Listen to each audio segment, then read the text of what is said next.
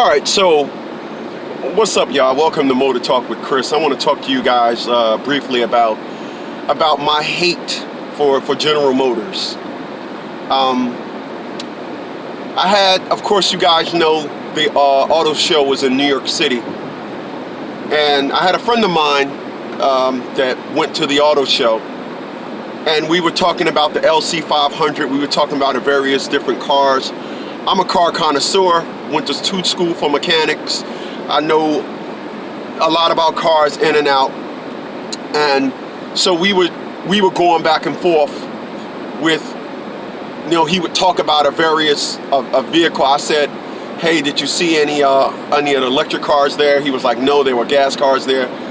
And so we were talking about the LC500 versus, I have 3 BMWs.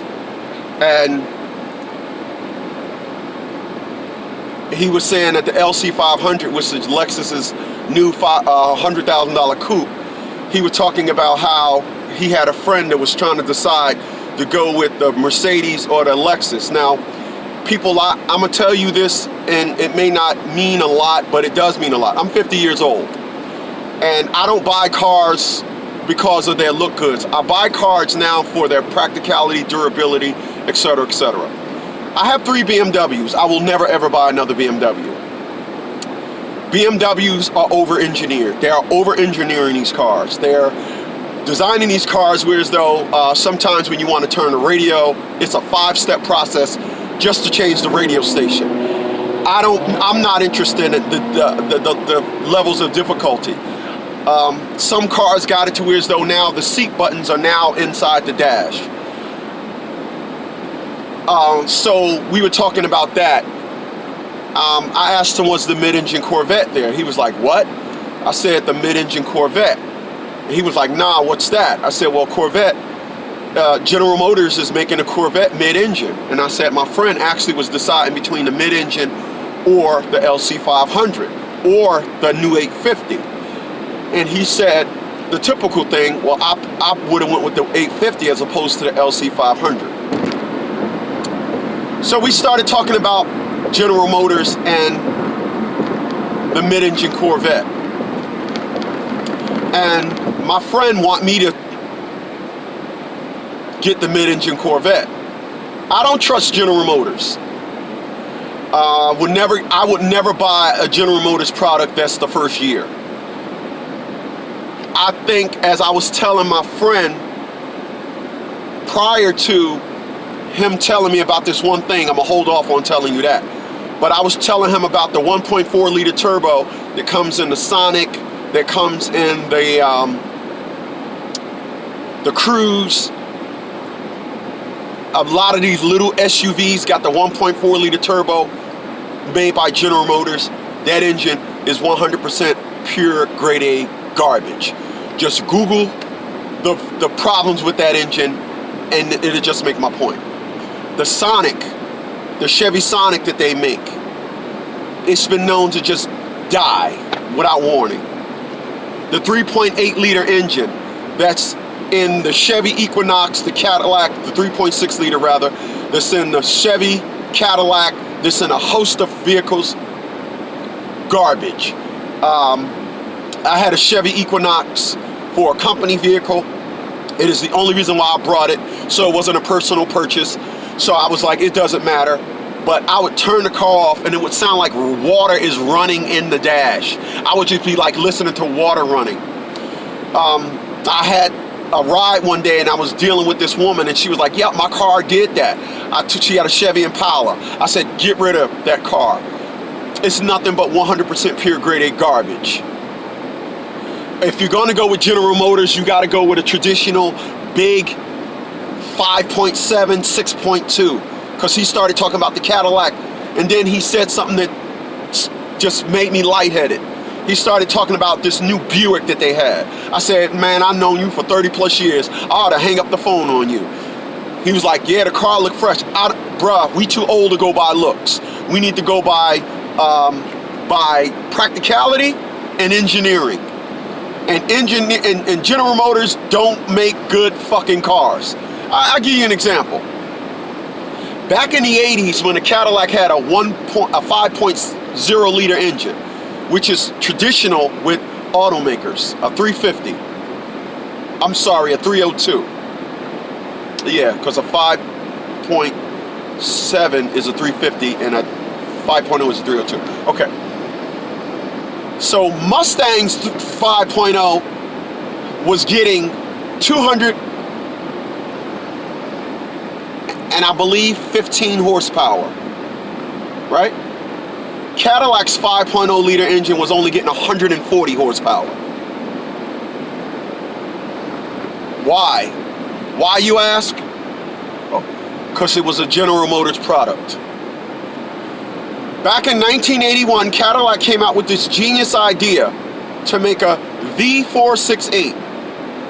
So, with that V468 engine, the car, when you first took off, which was when the car needed the most energy, it would take off in 8 cylinders. Somewhere around 50 miles an hour, the engine would shut off 2 cylinders. Now you're running on a V6. Then when you get about 70 miles an hour or so, the engine would shut down 2 more, and now you're running on a V4. Hence the term V468. Well, of course we're talking about General Motors. So what happened was, the car was so fucking dumb, because it was made by General Motors. When the car went up a hill, the computer wasn't smart enough to say, hey, we're going up a hill. Turn back on the other 8 cylinders. We need more power. So General Motors recalled all the vehicles with V468 and made it a full-time 8-cylinder. Wow. Then General Motors, they couldn't leave failures alone. They made a 4.1 liter aluminum block and aluminum heads. That engine was capital garbage. But we're talking about General Motors. They said, oh, no, we're not done yet. Then they came out with this bullshit Northstar V8.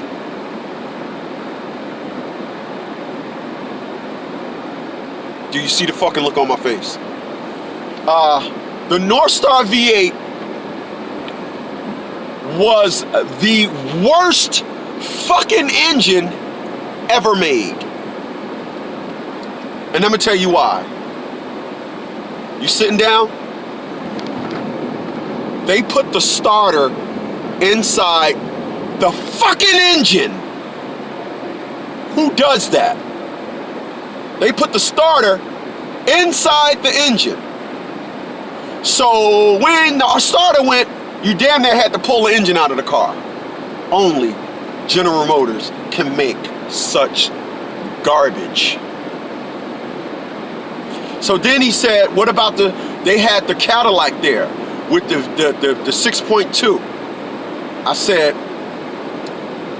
once again, whenever you go General Motors, you gotta go traditional big engine. You gotta go 5.7, you gotta go 6.2, you gotta go big. Camaro and Corvette are the two stay withs with GM. In their vans and trucks. They don't fuck with their vans and trucks. And the Camaro and the Vette. Now, let's get back to the Vette for a second. My friend is trying to convince me to buy the mid-engine Vette. And I said, you mean the Vette that was supposed to have already been in the market, but they had to recall or go back to the design board because the frame was cracking. You mean that Corvette? Oh, you mean the Corvette that's supposed to have been shattering the Ferrari and everything, but had a design flaw before it ever made to market? I'm gonna go ahead and pass on the first year mid-engine Corvette for the simple fact that it's made by, you guessed it, General Motors. There has been no other automaker that made vehicles and been a colossal failure, in my opinion, like General Motors. As long as they've been out, they are the worst quality cars on the market. They are. When you go to a used car lot,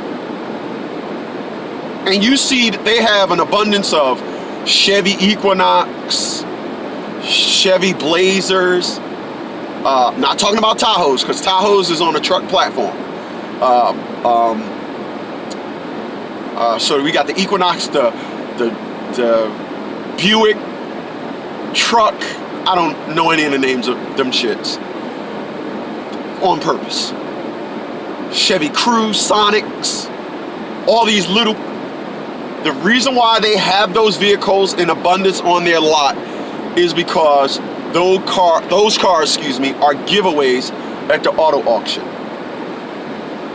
Me personally, I feel sorry for anybody that purchases that mid-engine Corvette first year. I feel sorry for you. You're gonna have to lure. My friend said, hey man, I really want to get one so I can have a low number. I don't trust General Motors. I just don't trust General Motors. I don't. Now, mid-engine is nothing new to General Motors. They actually made a mid-engine Corvette in the past, and they also made the Pontiac Fiero. That was mid-engine, and that was a pretty good car. But a lot has changed with American automakers, where the word cheap is incorporated to all their fucking designs. Look what happened with Dodge. You can't tell me one Dodge outside of the GLH in the 80s that you brought over a Cadillac. Even the Chrysler New Yorker, it was okay looking in the 80s. The Diplomat, the New Yorker was a little bit better. The New Yorker was a better looking car, but nothing trumped General Motors. They lost their shit in the 70s and early 80s, and then they just plummeted off the map. Why? Because they went cheap. Listen, I'll do another video on front wheel drive cars, but it's the reason why most of their fucking cars are front wheel drive. It's the reason for it.